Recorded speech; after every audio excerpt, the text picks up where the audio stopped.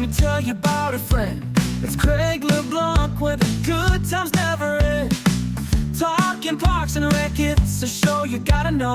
Welcome one and all to the Daily Parks and Rec Show. It's the Daily Parks and Rec Show.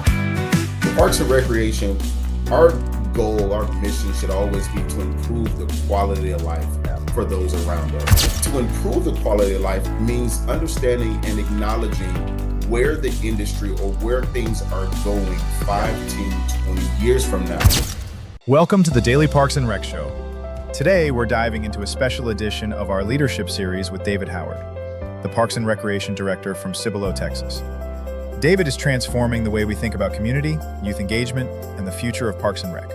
In Cibolo, David is leading the charge with innovative events like the Cibolo Summer Night Series, which gives young entrepreneurs the chance to sell their products at a kids' fishing tournament. It's not just about fishing, it's about empowering the next generation to become business leaders, build their brands, and understand financial responsibility. David also shares how parks can adapt to the digital age, creating opportunities for youth in a world where traditional jobs are evolving. Stay tuned as we explore how Parks and Rec can drive community growth, foster creative entrepreneurship, and prepare the future workforce. Let's jump in. All right, so this is Craig LeBlanc with the Daily Parks and Rec Show Leadership Series Edition. I have a special guest with something fantastic that I can't wait to share with the group. David, thank you so much. David Howard from, is it Cibolo? Am I saying that correctly? Yes, it's Cibolo, and it is Native American for buffalo. So when you come through the city or when you visit the city, you will see buffalo everywhere. You will see buffaloes everywhere. I mean, on logos or the local businesses have taken on it. I mean, the theme is everywhere. You see buffaloes everywhere. And y'all are kind of in the San Antonio metro area, correct? Yes, we're in the San Antonio metro area. We're nestled right between San Antonio and Austin's your major city, but we have San Marcos and New Braunfels we're right in between. Yeah. So we're a suburb of San Antonio, and this area is growing really, really fast. And in 2005, they had less than 5,000 people, and almost 20 years later, we're almost at about 42,000 people. Yeah, and so we had, I'm trying to think, who did I have? How do you spell Braunfels? Braunfels. Geronimo Aguirre was episode 131. He did a great show. I loved having him. So, and by the way, I love San Antonio. I spent my summers there as a child. My great grandmother lived there till she was she received the oldest citizen in San Antonio for like 5 years before she died. She died at 104. Man, she lived a long life, life. It sounds she was. But I love that area. Guys, if you haven't been to the San Antonio area, not just San Antonio, but all the surrounding cities, it is like a little paradise. Yes. And they have the best Latino food on earth. Of course. The tamales are killer. Okay, so before the show, David was telling me about this event he has coming up, and I can't wait to get him to tell you about half the vendors that he has showing up. So tell us what you got going on. Okay, so during the summertime, we host what is called our Cibolo Summer Night Series, and each month, the first Friday of the month, we do a different event. So for this month, we have our kids fishing tournament. And historically in the past, the kids fishing tournament, we purchased some swimming pools and we fill those swimming pools with catfish and we fill them with bass, and we do 3 rounds, 8 minutes where the kids can fish, about 15 kids at each swimming pool. And what they'll do is at the end of every 3 rounds, we announce a winner, basically first, second, and third of who catches the biggest fish. So after being here for a full year, I realized that, okay, there's a lot of opportunity here, a lot of opportunity for us to grow our events. So with it being a kids fishing tournament, a kids inspired event, what we did was I was able to find a local organization that their entire business model is basically geared towards children's entrepreneurs. So I partnered with that group, and we have in total about 100 different vendors.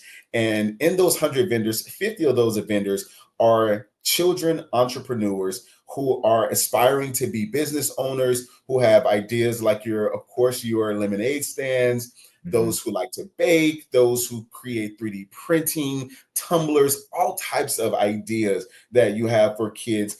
And some of them crochet, and it's give them the platform to not only be able to sell to other young adults, but they also get to interact with adults and be able to use this opportunity, use this event to sell. Now, the event has grown over the years, so essentially it brings in about 500 to 600 people, and Mhm. that was last year. So as the city grows and the event grows, we bring in more and more people. So imagine you being a young kid, you maybe 8 to 10, maybe you're 15, whatever the age is. You're an entrepreneur. You had this idea. You built your brand, and now you get a guaranteed 500 to 600 people, residents from the local communities of surrounding that are going to come to the event, and Mhm. you get to sell your product.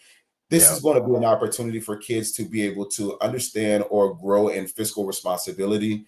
It's going to be able to help them as an entrepreneur to be able to sell their brand, to Mhm. learn how to be able to interact with customers. It's going to really develop them. And one of the things that's transitioning, and if you do your research in this decade, you've seen more millionaires at such a younger age than what you've seen in all the years before. And the reason is because all of the access. There's so much more of a need and a desire and the push to talk about finances, talk about generational wealth, but also from a technological standpoint, we have more at our fingertips. And now we're Mhm. being able to go and connect with the kids and connect with that next generation of business owners and say, hey, look, we're going to give you a platform and we're going to help you hone Mhm. those skills of being able to be an entrepreneur.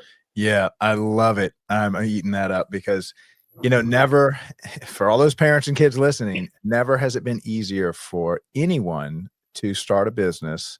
And the reason kids are having a massive advantage over adults is because the gamification of businesses is here and Yes. on the backside of the keyboard. And if you don't think kids are more capable than you, go select any video game that neither one of you have played and just start seeing who wins on these little video games. And now spinning up a business is more similar to winning a command and conquer game that these kids are. I mean, some of the best players in the world are underaged. They're underage Yes. Mhm. and they are wiping the floor with adults. Yeah. And and really business is a lot just like, a video game. It's just like Yeah. making your little empire and having your little peasants go mine gold Mhm. and sell it at market and then get more iron or stuff like that. And all the education of that is sitting on YouTube pretty much. And so Mhm. I I, love I it. like. I'm probably going to date myself a little bit, but for the generation, I won't say how old I am, but for Uh, those who remember the game The Sims, yes, it's I love it. essentially like The Sims. When you play The Sims back in the day, you would be able to create your own village, your own town. You Yep. start with a household, and you just kind of keep growing outward. That's what this is, and it's grown, 1,000-fold, tenfold, and I say that because now you're being able to really help kids develop in those early years, that cognitive thinking, being able to really help them to understand how to problem solve, how to be able to look at a problem, a real world problem, and say, okay, well, how do we solve this? Man, I was at this event and maybe I didn't sell as many items as I have. I know I have a good item. I know I have a good product, but I didn't get to sell it as best as I could. Mhm. How do I work on that? Man, I may have missed that sale. What could I have said differently to be able to really draw them into my product? Mhm. And what it's also doing is these are, the kids or the next generation that could be creating future jobs for those of us who are in America who are looking for opportunities, who Right. are looking for jobs. I tell people all the time, COVID, even though it was a really hard time for a lot of people, and I don't want to, discredit that, but I think 10, 15, 20 years from now, you're going to see a lot of documentaries of people coming out saying, man, I got let go of my job. So it forced me to go into a different realm. It forced Yeah. me to do a career change. And because of that career change, look what I created as a result of. I mean, I know so many people who changed careers during that time because they lost their job And many of them, it was kind of that push that they unfortunately needed to be able to now create and go into their passion, and they are more excited, more happy than they've ever been. So this next generation is going to, I mean, we're going to see so much growth in this next generation. We're going to see so many different jobs created, and we're just doing everything that we can to be a part of that growth and being able to help prepare the next generation for being a business owner, for being able to create their own jobs, and giving them the tools and the confidence that they need to step out on their own and say, hey, look, maybe I may not go to college. Maybe I may forego college and say, hey, you know what? I'm going to start my own business, because that's what's happening Yeah. nowadays. Yeah, and unfortunately or fortunately, however you look at it, a lot of it just depends on how you want to frame it in your own head. But most jobs that we have today are not going to be available. Those actual job positions are going to be taken by AI, Mm-hmm. and the one that gets those jobs is going to be the ones that can use the AI tools. So look at it this Yes. way: if you were really good at getting behind a plow and a donkey, you might be the best in the world at that, but to the little kid that can learn how to drive the tractor, now he can do so much more. And Mm-hmm. I look at AI as the modern day tractor that now puts in the hands, say that little logo we've got on the top of the screen, leadership series, Yeah. that can be designed by a child using AI. And Mm-hmm. now he can sell that skill set to planet Earth. Yes. To And every- I think it's really important. I think what's to really bring in or really discuss how important this is because for Parks and Recreation, our goal, our mission should always be to improve the quality of life for those around us. And to improve the quality of life means understanding and acknowledging where the industry or where things are going Yeah. 5, 10, 20 years from now. We're working on a master plan for one of our parks, and I was talking to our advisory board because we're going to do a dot exercise at this event. And I was telling them, hey, look, the reason why this is important is because it wouldn't be smart of us to put in a horseshoe court at one of our parks because although there may be a small niche of people who play, who still, have that desire to play horseshoes, that's not something 5, 10, 20 years from now that's still going to be relevant. So now, as a Parks and Rec professional, what we have to do and what we have to really think about when we're creating these programs and or events that will serve our community and that will help improve the quality of life, what type of tools are we putting into place? How are we creating programs that will help them go to the next level? It's the reason why you'll see a lot of Parks and Rec departments have created an esports. It's because they are seeing and recognizing where the landscape of the world is taking us, where the landscape of business and opportunity is taking us, and is saying, okay, well, hey, let's make sure we're creating a space for the next generation. Let's make sure we're creating a space to really help them to develop and to really help them get ahead in the next generation. Because 20 years from now, if you don't know how to use a computer or any type of technology, you're archaic. You are a dinosaur and you might not be able to survive in the world. I mean, Right. when you go into a person's office and they are still using paper files, it's like, hey, we got to move forward. We got to progress from this. And we have to be able to get ahead, to stay ahead, but to really create change Yeah. and to make a real impact. Yeah. And I'll give you a great example, and I'll even fund this. Maybe we can do something for the kids. But if you can talk to those kids at this event, what I'd like to do is, I mean, here's just an idea. Tell them, say, look, whoever can make the best logo for this event, and you encourage them, use AI, and then they just vote on it. And the winner, I'll send $50 for the logo. And Oh man, that'd be awesome. every kid can go on Grok or Mhm. ChatGPT and design the logo with the little fish Yep. on it or something. And then they're like, hey, I made a product. I won the competition. And then you get $50. And Yes. there's so many opportunities like that out there that it's ready right now. All you have to Mhm. do is just throw it out there, and the kids, man, they'll go crazy over that. And for them, Oh yeah, most definitely, most definitely. yeah, And then again, that's what I really enjoy. So that's that thing that I really enjoy about Parks and Recreation. The more creative you are, you can really. I mean, Parks and Recreation is one of those fields that's, I mean, without a doubt, it's open to anyone, any background, no matter where you started in your career field. You can land in Parks and Recreation and still potentially get ahead and still make Oh, some 100%. real change. It doesn't matter if I mean, I've worked as a math teacher. I've worked in sales. I work for Nabisco, the company that sells Oreos. Mhm. I've worked in construction, and with all of those things, I've even worked at the college level. I worked at University of Florida, and I worked in financial aid. I've Oh, I used love it. each one of those things to help me create more change in Parks and Recreation. Mhm. I say that because understanding, as I was a teacher, understanding that there are kids who are struggling financially or struggling in the school system, what I've done is every city that I've worked in, I've always created a program that allows for tutoring, for like a partnering, a peer-to-peer programming opportunity that allows young adults to be able to partner with some of the little kids and some of the parents who maybe can't afford to pay for a tutor, but give them a space to have a tutor. I've worked and I said, okay, well, hey, understanding that I worked at Florida and I worked in financial aid, I understand that kids will need grant funding and need to be able to get in school. Okay, well, let's see how we can help create a program that will allow students to not only get opportunities for volunteer hours, but also be able to make sure that they are starting early to be Mhm. able to apply for those grants, helping them to understand that those unique quirks that you have, there are grants out there. If you go and there are grants, I'm left-handed. There are grants for people who are left-handed. Wow. There are grants for people who have red hair. There are grants for people who like anime. There are grants for people who like potatoes.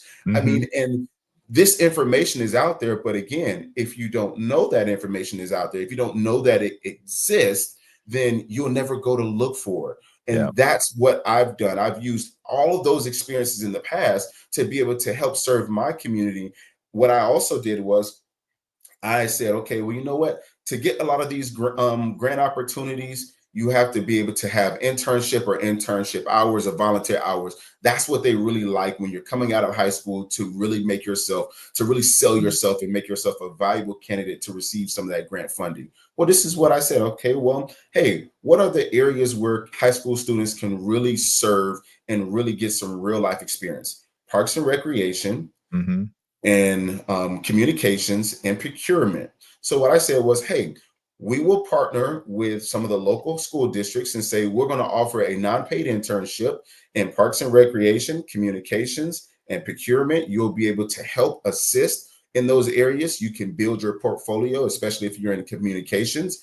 And also at the end of that internship, you'll get a handwritten letter, a recommendation from the mayor or city manager. So now when you get Wow. ready to apply for some of those grants, you can say, hey, look, here's my portfolio of things that I've actually was a part of, things that I've done, real world life things that are tangible that you can see, and you can go and see the engagement. Hey, I created this social media post. Look at the engagement that we were able to get from my city on this post. So now if you say, okay, well, I don't want to go to college, but I really want to get into event planning. Hey, I really want to get into marketing. Now you have a portfolio, because nowadays when you are going to look for a job and you're applying for jobs, they want to see, hey, you got to have experience. Even for an entry level position, they still want to see some kind of experience. They want to see, okay, well, what have you done and what have you shown yourself capable of to be able to show that you can do this job and do it potentially at a high level. Yeah. So again, the goal goes back to, how do we improve the quality of life for our residents? Mhm. That way that we are working at doing it is we recognize the landscape of where the workforce is going, and we're going and meeting the students and the residents in our community saying, hey, look, we understand where that workforce is going, and we want to help prepare you as you get ready to go Mhm. into that workforce, or as when you get ready to go and apply for those college grants. Man, David, you've got to let me, uh, do a monthly podcast just with you on this topic. 'Cause Look, I am here. I would this is love to. I would fascinating. love to be able to share it. Yeah, because I mean, that is, and the thing is, I know a lot of people are afraid of the world that we're heading towards, but I see us heading towards a world of massive abundance, Yes. and I think Parks and Recreation is perfectly positioned to be one of the few surviving ecosystems Yes. because, you know, you are the quality of life, I guess, flag bearer. And that's why I think we're starting to see a lot more yoga studios, coffee shops, because as we become more and more available because of this abundant world that we're getting ready to walk into, people are going to say, well, what do I do to increase my quality of life? And Parks and Rec is the quality of life industry. Yes. Yes. It It's is. It is. the parks are always going to be there, and you have great in-person events. You have special events. It's in every town in America has Mhm. some parks and recreation department doing everything you're saying. And I love the fact that you're reaching out and creating some type of internship program. I don't know if you realize how rare an internship program is. You have any idea how few? Well, I'll give you an example. I don't know the exact number. Mhm. This is my 167th 1 hour video for Parks and Rec. Just this year, I've had over 400 phone calls and just in 2025. And I will ask people, so tell me about your internship program. You know what the answer is? Uh, What? we want an internship program. I know we need to do it. It's important to us. We just haven't gotten there yet. That is out of the 400 times I've asked that, I'm up to about a dozen that have an internship program they're proud of and would like to highlight. That's it. So if you have an Wow. internship program, you are super rare. I have a young professionals network show every Friday, Mhm. and it's the hardest population in the young professionals network are those departments that have internship programs. So Mhm. I'd love for you to come on the Friday show and just tell us about that unpaid internship program because I would it's love to. so rare. Definitely love to. And again, and I think that's what's going to be really important. That's why I really applaud you on what you're doing because Mhm. you're connecting other leaders, other professionals, and helping them to be able to see other users, other people who watch your show, and helping them to understand, man, we could be doing more. Man, Mhm. we really do have a big role to play. And like you said, where we are going, our job is going to stay there. Mhm. There's going to be value. There's a lot of value. And what people don't realize is as more as more jobs become remote Yep. and people are able to work from anywhere, you'll see more usage in those parks. You'll Yep. see more usage. Like you said, you see, I mean, if you 100%. go to a coffee shop, you'll see Oh, someone working. It's so many people who work from a I'm coffee one of shop. them. I'm one of them.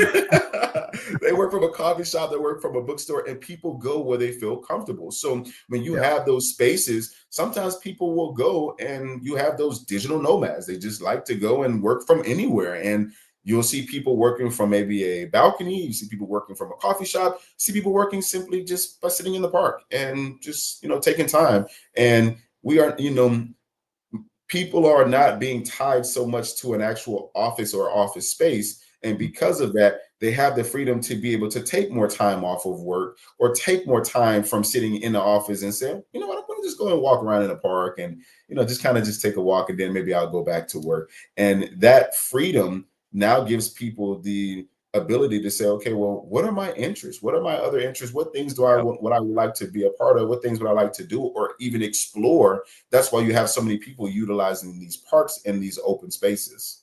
Yeah. Yeah, and that I mean, when you can do things digitally, now the world is your market versus Yes.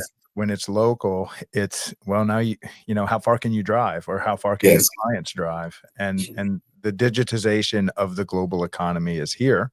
Mhm. And the tools are right in front of us every day. And the educational Mhm. system is YouTube. So Yes. you're you're in business and you don't even realize it. And now, of course, everybody knows I love Bitcoin. Now you don't need to be 18 and have a bank account. You can actually Exactly. transact in something that's permissionless. I pay Mhm. people across the world in Bitcoin all day, all the time. I'll throw up, I'd like a logo for this, and I'll have a guy from Africa, a guy from the Philippines, and they're all competing for it, and I get the product, and they can work from their country, their home, whatever. Uh, Mhm. and so that's the world we're in, and Yes. so I love it. I love what you're doing. Um, gosh, we could talk about this forever. Is there anything you wanna do as far as, um what message do you have for Parks and Rec directors that have special events that would like to just do what you're doing? Is there anything you can point them to? Oh man, my main goal in every city that I've worked for has always been I want to put on events and I want to put on the type of programs in my community that will allow the residents. My mindset is I never want the residents in the community that I work for to feel like they have to go somewhere else or to another city Yeah. to be able to enjoy life or to have a good quality of life. Another thing that I want Parks and Rec professionals to remember is, like I said, I want to go back to it's for everyone. Mm-hmm. Allow your staff, even yourself, to be as creative as possible. Take that box, crumble it up, and just say, yeah, the box doesn't exist anymore. The proverbial box that we like Right. to stay within, it doesn't exist anymore. So now let's see how we can be creative. Let's see how much more we can be creative in terms of taking our programs to the next level when it comes to building those public-private partnerships. I mean, some cities are more fortunate because they have a lot more money. The Mm-hmm. type of money that the city of San Antonio has, which has a multi-billion dollar budget, is not the type of money that the city of Cibolo has. But Mm-hmm. that doesn't mean that we still can't be creative in offering some of the same type of activities or some of the same type of outlets. That just means that we have to be more creative in how we go about doing it. So maybe whereas city of San Antonio may not have to have partnerships to be able to offset certain things, we may have to. We may have to get out, or if you're in a smaller city, you may have to get out and go and really talk to those business owners and say, hey, would you be able to partner with us? One of the things that we did, and this is a part of knowing your community. So again, as you understand that quality of life, you have to understand what type of initiatives and problems does your specific community have. Mm-hmm. The last city that I worked for was a city, it was called Brooksville. And in that community, one of the biggest issues that we had was we had a homelessness problem, but we also had people who were not, who were struggling to find jobs. So what I did was I partnered with Career Source and understood that, hey, they already put on job fairs. Well, what I said was, okay, well, hey, we want to put on a job fair, but we're going to add a little bit more to it. We're going to do a resume building.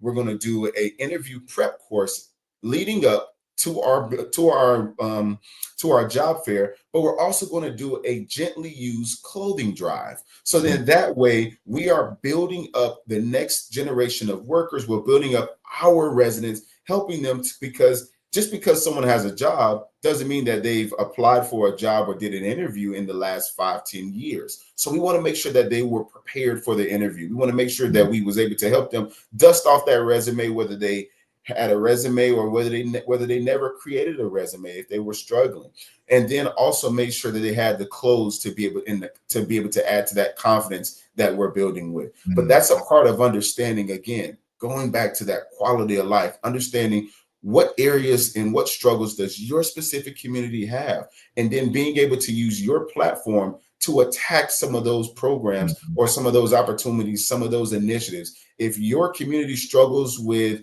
financial literacy, why don't you do a financial literacy course? It can be a boot camp that you do it with. You can partner with local banks, and then at the end of the potential program, you can have each kid open up a bank account. So now you're helping them with that financial literacy. If it's reading literacy, you could do a program, partner with the little libraries, and do a different little library in any community. That's what we did in Brooksville. We did a little library in each part of the community. We broke it up into each one of our wards for each one of the council members to be able to present. And we did a book drive. So that way, not only are we doing a little library, but we have books already on hand that we didn't have to pay for, that we could already go and just put into the little libraries. Because again, I really wanted to focus on, again, what are the areas in which we could help, in which we can improve things. Like I said, I was a teacher. Both my parents are educators. So understanding that, taking those personal things to my personal experiences for my own life and saying, hey, you know what, let's see how I can use some of those personal experiences to be able to really create change. I've got a great example of exactly what you're talking about and what's possible in cities. So For those of you that don't know, Louisiana is like the festival mecca of the world. Um, we have a festival in every town, and some of our big towns like New Orleans have 3 festivals a week. The largest festival we're famous for is Mardi Gras. Of Uh, course. Second biggest one is Jazz Fest, Hmm. both in New Orleans. The third largest festival in Louisiana is called Strawberry Festival. It's in a little Wow. town called Ponchatoula, 7,500 people. It has the Strawberry Festival in one weekend brings in 450,000 visitors, and Wow. the booths are half of them are just little boys clubs, girls clubs. I helped Conquest Boys Club. They would, they sold sausage po' boys, and they just got sausage from a local Louisiana, sausage vendor. They make 15,000 a year in that one weekend, and it pays for 3/4 of all their little camps that they go out for. Wow. And when you go buy it, you're buying from, like, a 10-year-old. He's working the cash register, the other one's putting the sausage po' boys, the other ones are putting ketchup and stuff, and they love it. The boys, and these are 5th to 8th grade boys. Um, Oh, and that's just an example of, look, you don't have to be some major city. They're yes. competing with, like, Jazz Fest. They're second only to Jazz or third to Jazz Fest, and it's a tiny town. Hmm. And it's exactly what you're talking about is the opportunity that you can bring to your community. And there's a huge it's the largest economic driver for Ponchatoula. Oh, I bet. I mean, when you bring in that many people over a weekend, I would imagine Oh my so. gosh, it's crazy. It's a madhouse. You're like the town cannot fit that many people. It is just spilling over with people for that weekend, but it's a blast. Um, Wow. yeah, so tons of potential there, and that the Parks and Rec department runs that. Hmm. Um, and so yeah, great idea. That's awesome. Oh, okay, so there went the first half hour of our show, and I didn't realize we were gonna talk about that. No, but seriously, if you wanna do a monthly podcast on that, that is a great topic. It's Sign me sort up. yeah, it's in special events. We'll talk about it offline and stuff, but, Yes. and then what I'd like you to do is if we do 12 shows a year, so just 1 a month, you could even bring some of these little entrepreneurs, and they can tell Oh their man, story. they would love that. They would love that. And we'll blast this thing out to all, 15,000 people that listen to the show every day that tune They into it. would love that. That would be a great opportunity for them, something to really look forward to, but also again, helping to mold them, helping them to see, just by following your own dreams, following your own Mhm, passions, there's a space for you. But not just that there's a space for you, but you know, you don't have to go the traditional route. And I mhm, think that's something that the next generation is really, really learning and they're really understanding. Hey, you don't have to go the traditional route to be able to live a successful life or to be able to live out a life of, you know, whatever happiness looks like for you. mhm. And I think that's what the next generation is really, really Yeah, understanding. And again, as Parks and Rec professional, the more in tune we are to understanding the landscape of our community, the landscape of the workforce and how it's changing and how it's evolving and the crucial role that we play in it. I mean, it's going to be really, really important. mhm. It's going to be important. And for those who really understand that, you'll see the most successful Parks and Rec departments. Yeah. Yeah, it reminds me of that quote for those of you that a guy that played hockey a while ago, his name was Wayne Gretzky. His his famous quote was, uh, how does he always find himself at the perfect spot, on the ice hockey rink? And, Yeah. like, you have to skate to where the puck's going to be, not where it is. Mhm.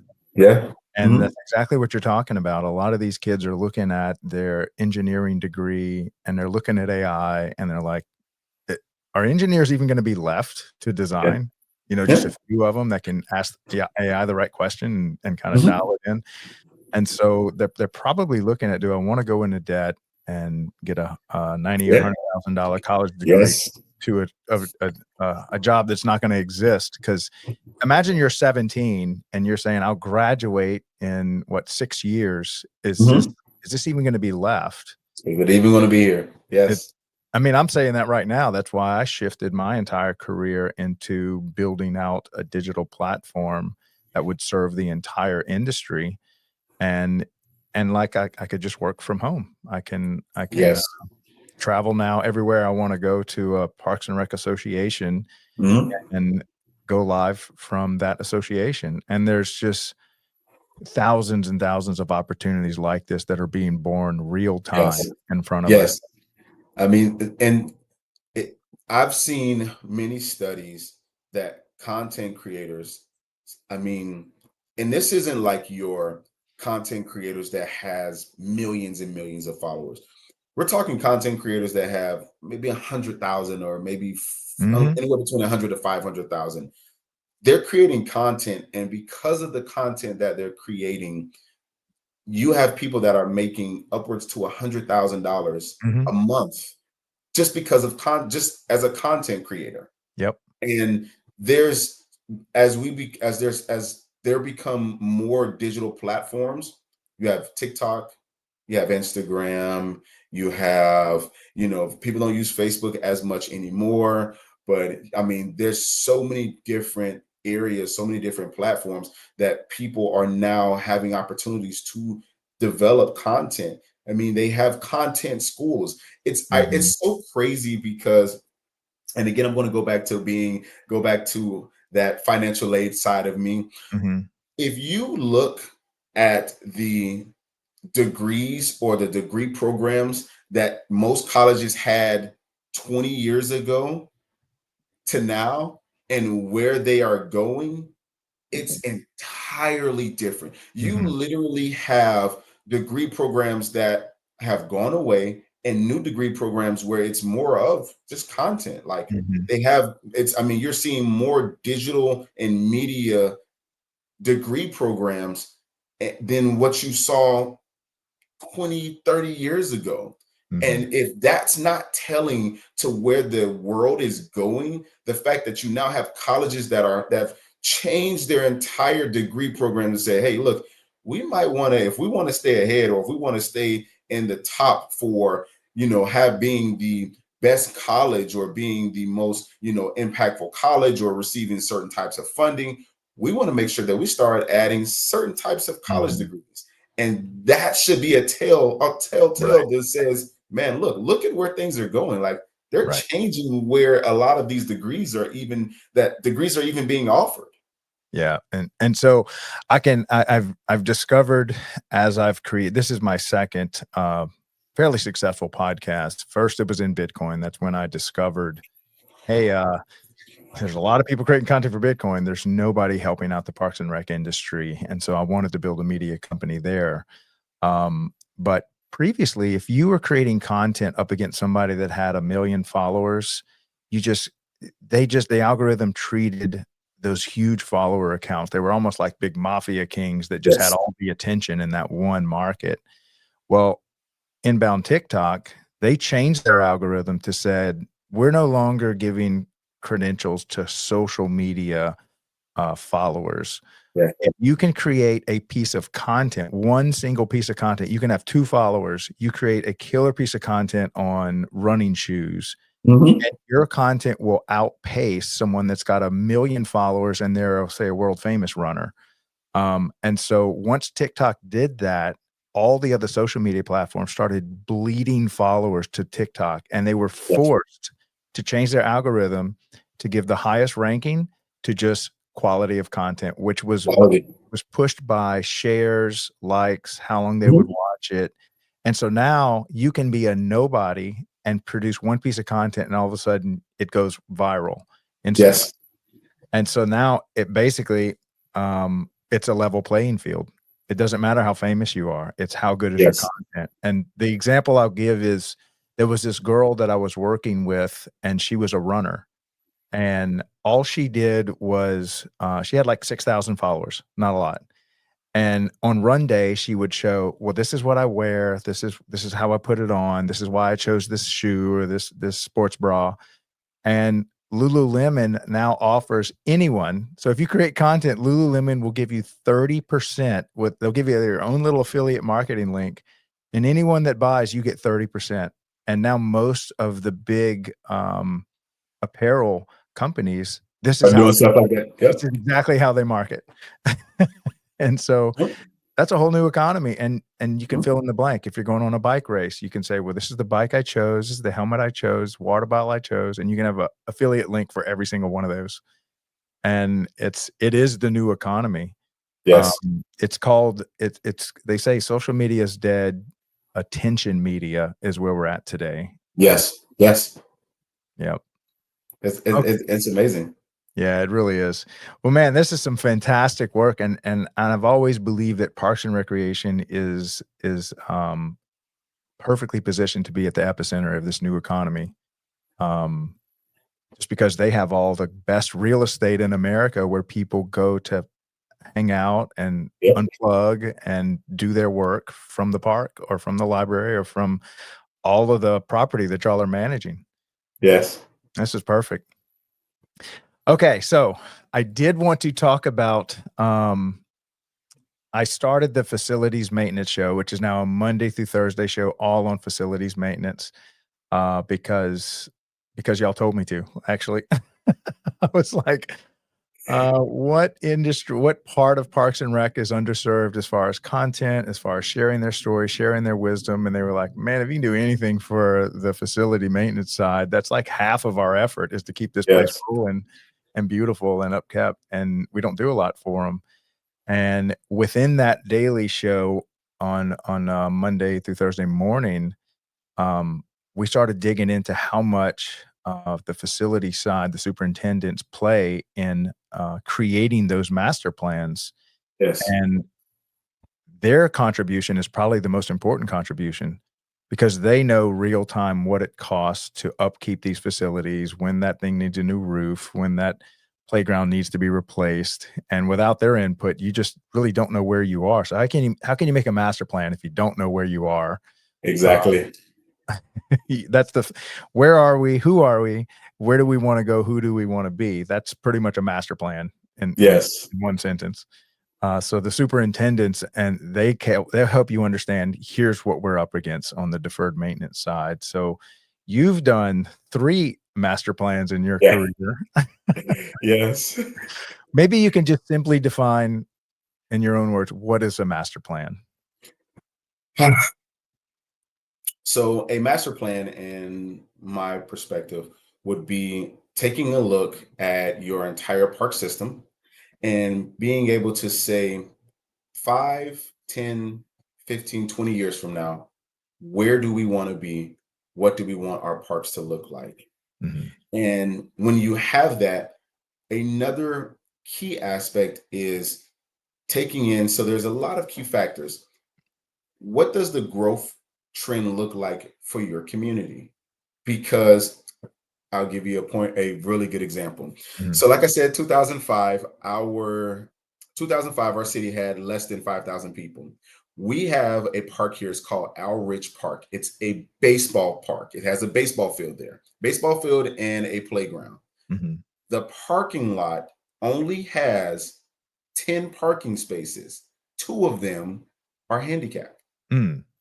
Now, when you think growth mindset, one, anyone who's played baseball knows that unless everyone's carpooling, you need what, nine Walking. players at least on one team? Right, so, right.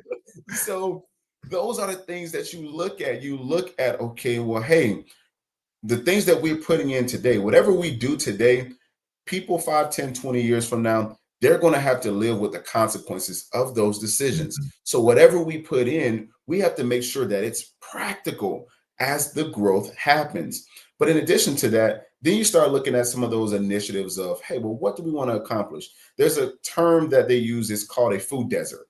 Mm. And essentially, the term for a food desert is defined as how far a person has to walk to get to like a grocery store, a market, or Mhm. something of that nature. Well, they've also adapted or adopted that term for parks and recreation. And you see a lot of parks really, really trying to see, okay, well, hey, how far are people having to travel to have some form of recreational output? So now when you're looking at that master plan, you say, okay, well, here's where we are.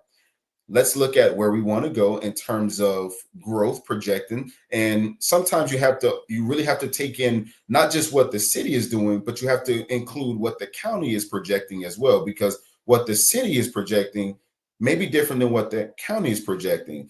Mm. And because of that, that makes a really big, that's really big information. That's key information to understand, because you'll have to know, okay, well, hey, what other cities are doing is it's going to bring in, it's going to impact my city potentially. There's a city near Austin that where Elon Musk went and built his new Tesla plant. He Mhm. essentially, it's like Tesla City. Oh I mean, yeah, like the I've roads are been there. named after, yeah, the roads are named after him. Like it's like a Tesla Yeah, way, Elon Musk road. I mean, but right. that may happen in one city over, but because it's happening in one city over, the spillover is that's going to potentially impact that entire surrounding area, Yeah. not just the city but the entire county, because now if it brings in 50 60,000 thousand jobs, then now those 50 60,000 people need to find places to live, and that's going to impact the surrounding areas. So those are things to take into place when you are looking at your master plan. So but you also want to take in, okay, well, what's the preventative measures of the maintenance like for a particular community, for a particular park? If you know you have a small staff, you don't want to put in something that's going to take majority of their time to take over or to maintenance. Sometimes people love using mulch, but the problem with mulch is you may have to replace it multiple times a year. It gets Mhm. all over the place. You got, if you're not spraying it with weeds, or if you have a small staff and they're not mindful to spray with weeds, then that's another problem. So you may have to say, okay, well, hey, maybe we may not use mulch, maybe we may use a rock garden.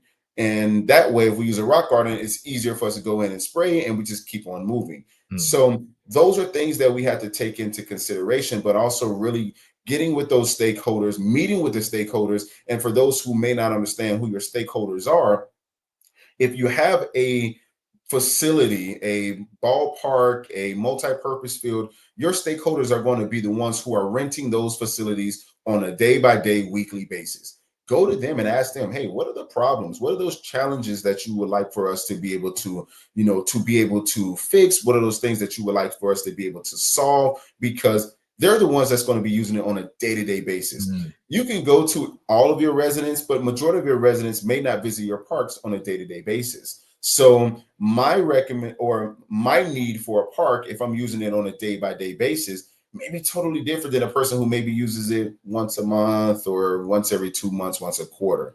So getting and talking and engaging with those stakeholders are going to be really important. It's really, really valuable information. And I think those are the key things, the key factors of being able to understand your master plan. And for those who are in cities that may not have a lot of funding, getting creative and trying to figure out how can we solve this issue? How can we get a park? How can we get a new structure, a new venue, whatever it might be, a field restoration, new lights? How do we get those things and be fiscally responsible? Mm. MLB has a grant that they give out every year for renovations for baseball fields, batting cages, and lights. That's an easy way for you to save money. Most of the professional sports leagues have those types of grants and grant opportunities. So being able to have a master plan makes you really, really competitive when it comes to getting those that grant funding. But now you also get to go and say, hey, MLB, NBA, pickleball league, we're trying to do a pickleball court in this underserved or urban area or underprivileged area. Okay, yeah, we would love to give money. And Florida, Publix is a really big brand store. Texas, HEB is a really big brand store. It could be a Piggly Wiggly. I mean, whatever that brand store is, talking with those organizations and say, hey, we're looking at doing a sports complex, and in exchange for you giving us some money, maybe we'll name the sports complex after you. I worked in Panama City, and in Panama City Beach, they have the Mm. Publix sports complex. Easy way for branding, easy way for public-private partnerships, and then an easy way for you to really be even more fiscally responsible. Now, help me define. I'm gonna pull up this because I want to write it down. I'm gonna put Mhm. it on. I'm creating. I dream in spreadsheets, so I'm creating Okay. a spreadsheet for master planning under the facilities maintenance show. But Mhm. define what a stakeholder is, and then Mhm. I think a lot of times what people don't do is separate out the different stakeholders, and some of these stakeholders are not well defined. Like Yes. we always think the elected officials and the community, but when you say community, there's so many different segments Yes. of that. So maybe define what is stakeholders, and then here are the 5 buckets of stakeholders, and here's how you have to address them differently. Oh gosh, I see. Okay, so your stakeholders, as I said, your stakeholders would be the individuals who use your facilities. I would say 85 to 100% of the time. Mhm. That's going to be your biggest stakeholders. You have your stakeholders that are your city council and your city leadership, because their vision for the city or said facility or park is going to be entirely different. It's going to really go in alignment with that strategic comp plan for the community, for the city. Each city has a strategic comp plan, and those are basically where they've outlined the initiatives of what they want their vision for the city to be.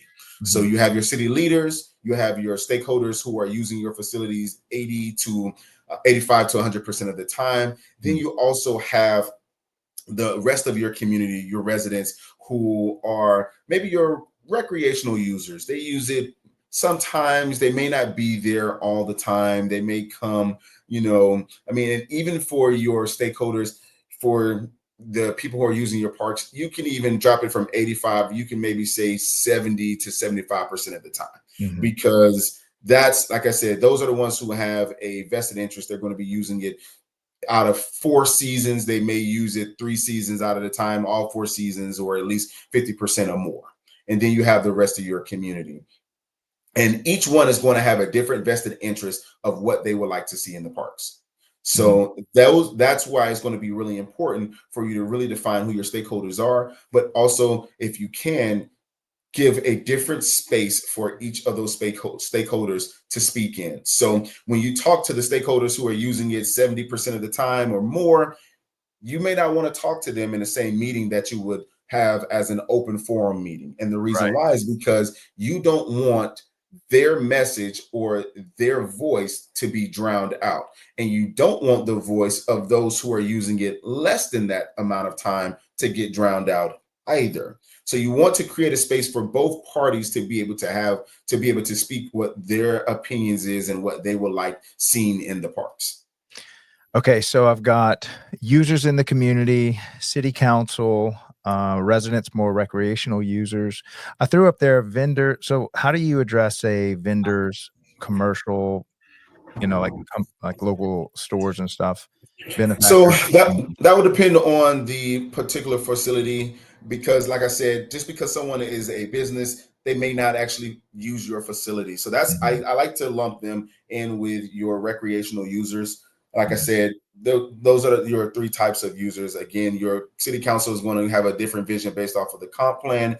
Your stakeholders that are going to be using it 70% or more because they actually are renting it out. They have a vested interest in Right. what is done, because they're actually fiscally putting a they're putting a dollar figure behind their voice. They're Right. saying, "Hey, we're actually using it. We're renting it out, and you can easily pull for depending on the platform that you're using. You can pull a study, or you can be able to pull the data and say, well, hey, these people are using it. They have it rented out this many times of the year. They're renting it out this many times throughout the week. They have this many seasons. These are going to be the ones we really want to cater to. Mhm. And then, of course, we want to make sure that we let the rest of the community have a voice or be able to have some type of a space and an opinion." Right. And then even from the funding standpoint, I mean, I'll just make up an example, but let's say you've got a park that's just old and aging and needs some work, and it's next door to a Chick-fil-A. I'm sure that Chick-fil-A would love this to be a much more utilized park because the Yes. spillover is, and so there's a lot of commercial partners that would love to pitch in because they're Mhm. gonna be a beneficiary of the work you're doing. So one thing that I would encourage everyone to do is always identify those public-private partnerships. Mhm. So looking at the amenities that you have in your park currently, looking at what you're planning to put in. So once you've done your master plan, you have your renderings so you do your open engagement, your community charrettes, you've gotten the voice of the community to see what they want. Now your engineers will come up with somewhat of a rendering and give you a proposed plan of, hey, here's the drawing of what amenities or what the park could look like, your dream list, or you get to actually see it and see an actual picture of it. Mhm. After you've done that, then what you should do is look at what amenities are proposed and see, okay, well, hey, I have a disc golf course in this park. Well, let me look and see if anywhere within the city, the local city and surrounding cities, is there a local disc golf corporation, Mhm. business, or some type of club. They may not be a business, they may be a club. And then you say, okay, well, hey, let me go and talk to the people who actually, again, the stakeholders. It's a disc golf course. Let me talk to the people who actually use the facility and say, hey, well, what do you want? What do you like to see? And do you know of any local businesses that, hey, maybe we can talk to some local businesses and we can get the local disc golf community to be able to donate those disc golf baskets. And Mhm. in exchange, at every on the disc golf course, for those who are not familiar, you have your disc golf pad, and just like with a normal golf course, you have your par one, par two, three, you have your sign for it.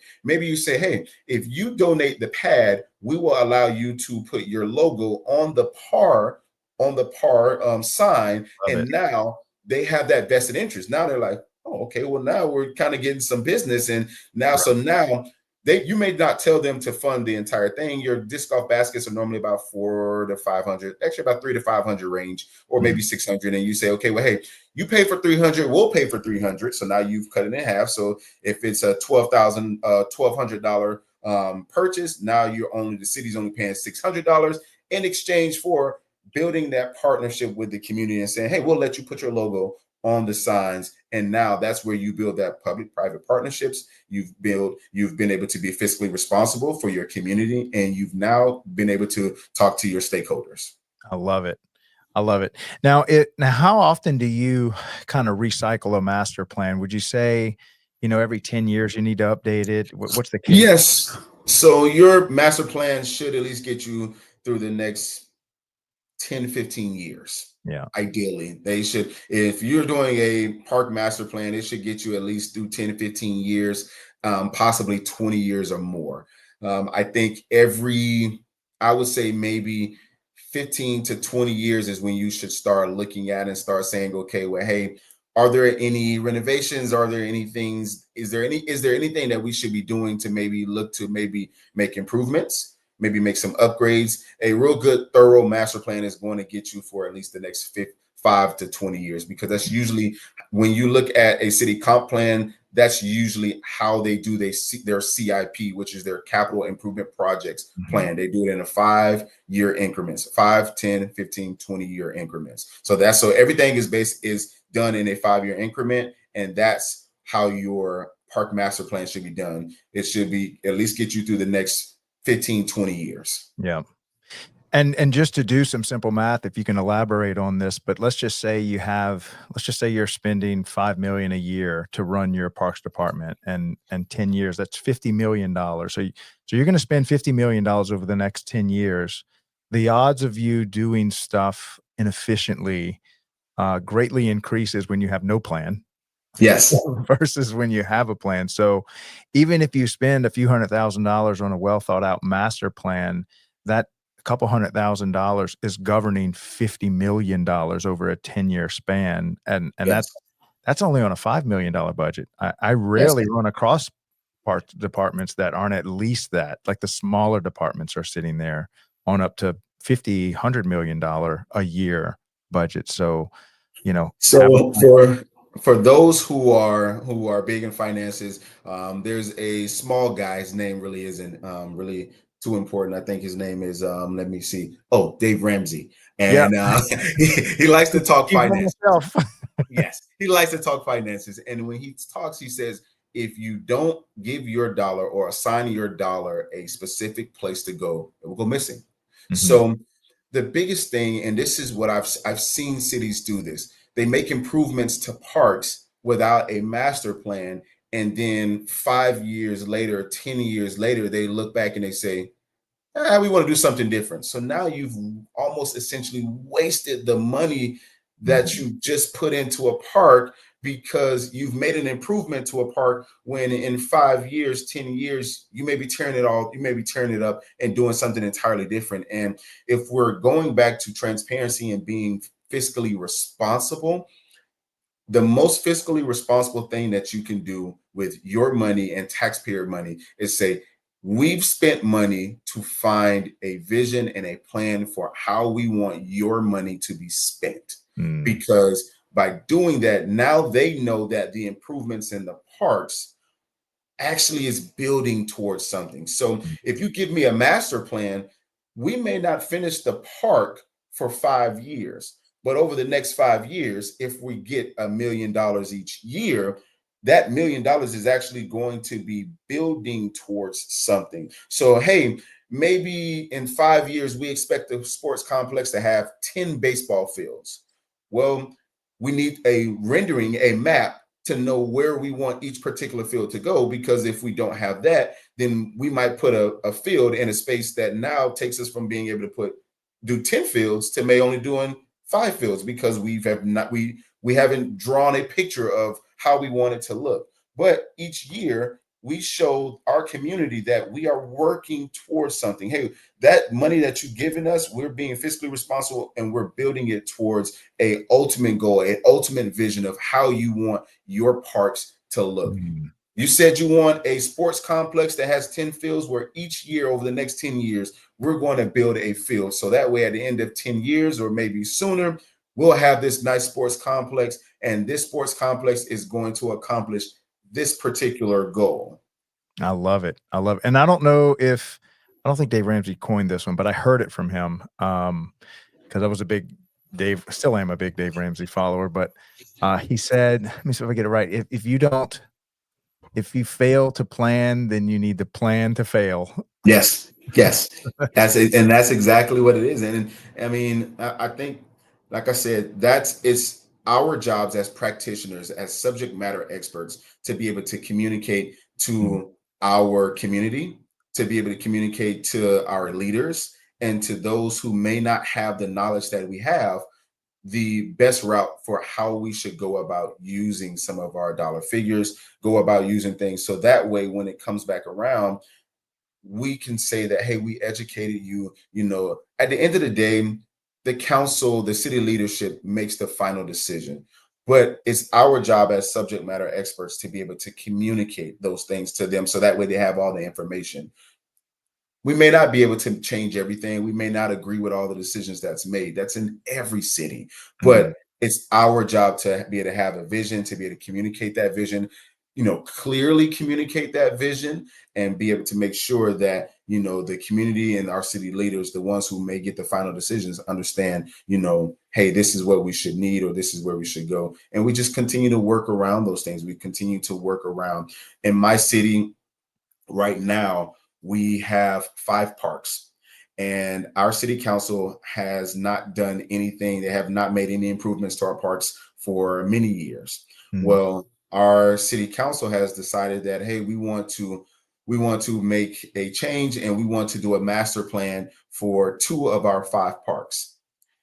We'll do that in 2025, and in 2026 we'll do a master plan, a full out master plan. Well, if you've put on a master plan before, you know that, hey, it may be like, it could be cheaper to just simply do all of your parks than to just do the 2 parks.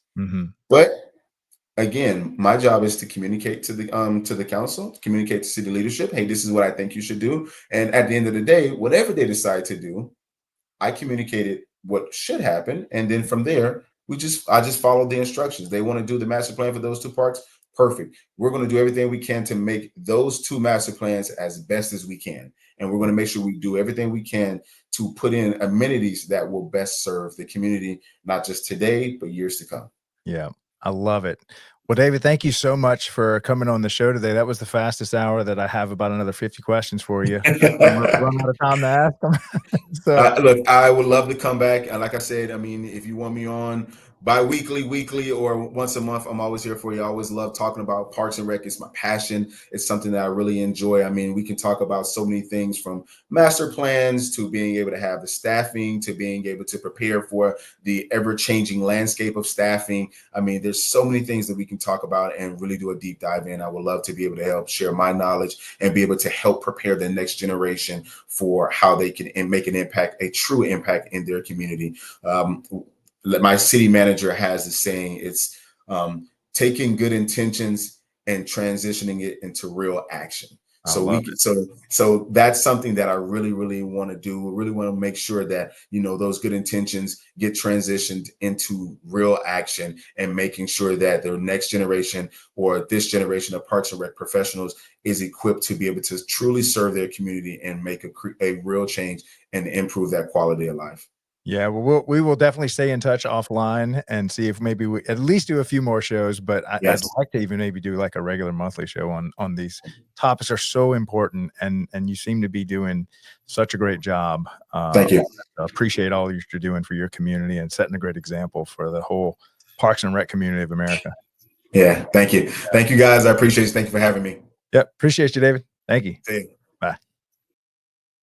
Oh, wow. That was another powerhouse one. Thank you so much, David, for coming on the show today. I love everything you're doing, especially for those young entrepreneurs. I think you're right on the money when you're noticing that, all the careers are changing real time right in front of us. And the kids are, I think, smarter to it than we give them credit for. I go back to that example. If you don't think a kid has the ability to excel at some random thing they've been given, I encourage you to go buy a video game that neither one of you have played and see which one adapts more quickly. I think we should not underestimate our children's ability to adapt to this ever-changing world. Really just give them the opportunity. Do what David's doing, give them the opportunity, and just sit back and watch the magic happen. And I love how he's using his parks, his special events, and having half of the vendors being little entrepreneurial endeavors. This is beautiful. And this could easily be done in every park system. Shout out to Meredith from yesterday. She had a great saying that David is living. She says, "There's in Parks and Rec, there's no such thing as secret sauce. We don't keep secrets. If it's working, steal it. Come take it. This is if it's working in our city, it'll work in your city." And here's real life examples of it. And David is a great real life example of what it means to do true community engagement at all levels, especially for those young kids, which are the future of our entire planet. So I've always seen that Parks and Recreation is always reaching out to the future. They're always having the little sporting events, the coaching events, the special events, and I love how he's incorporating and engaging our youth in such a meaningful way. It's not just about playing on the park. These are real life skills that they are learning right on David's property, right on his events. And they're doing the events anyway. The event was probably going to happen anyway, with or without his little 50 entrepreneurs having tents.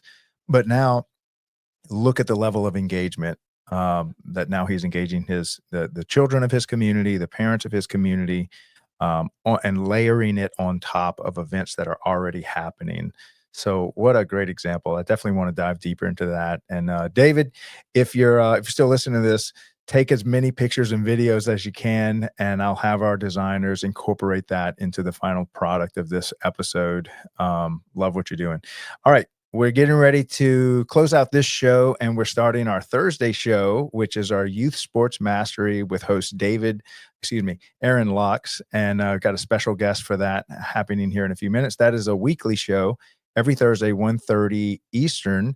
So looking forward to that. Thank y'all for attending the show today. Please like and subscribe, especially on our YouTube channel. We just started that. So we're trying to get our YouTube channel up so that it can go live on that. But until then, you can see us live on X, on Facebook, on LinkedIn. And then, of course, the finished product is in our digital library, our content library, all of 100% about Parks and Recreation. If you have an idea or something in Parks and Recreation, and please God, if you are running a strong internship program for the youth to come experience Parks and Recreation, please reach out to me. Our Friday show is all about the young professionals in parks and recreation. And when I say young, I mean high school, college, or just into the industry. That show is for you. So we want to make content geared towards the young professionals coming into this industry. And by the way, did you know that most in most park and rec departments, in most cities, the first job a child has is in parks and rec. So that's all your concession stand workers, volunteer staff. What's the other one? Swimming, like lifeguards, camp counselors. And so they're already right up under our nose, having summer jobs with us. And so I think we have a great opportunity to really serve and take, what we do for the young people to the next level inside of Parks and Recreation. And that is our Friday show. So stay tuned. Give us another about 22 minutes, and we will start the Youth Sports Mastery with Aaron Locks. See y'all here in a minute. Thanks a lot, guys. Bye. At DPRS Media Co., we don't just create content. We elevate community through storytelling. Now, we're proud to introduce the newest addition to the family. Welcome to Youth Sports Mastery, the podcast where champions are shaped, not just on the field, but in life. Hosted by the doorman himself, Craig LeBlanc, and National Academy of Athletics founder Aaron Locks. Youth Sports Mastery dives deep into how youth sports can empower kids, strengthen communities, and build leaders. From coaching culture to recreation strategy, and from player development to parent impact, every episode brings game-ready insight from the people making it happen. Youth Sports Mastery goes live every Thursday at 1:30 p.m. Eastern Standard Time.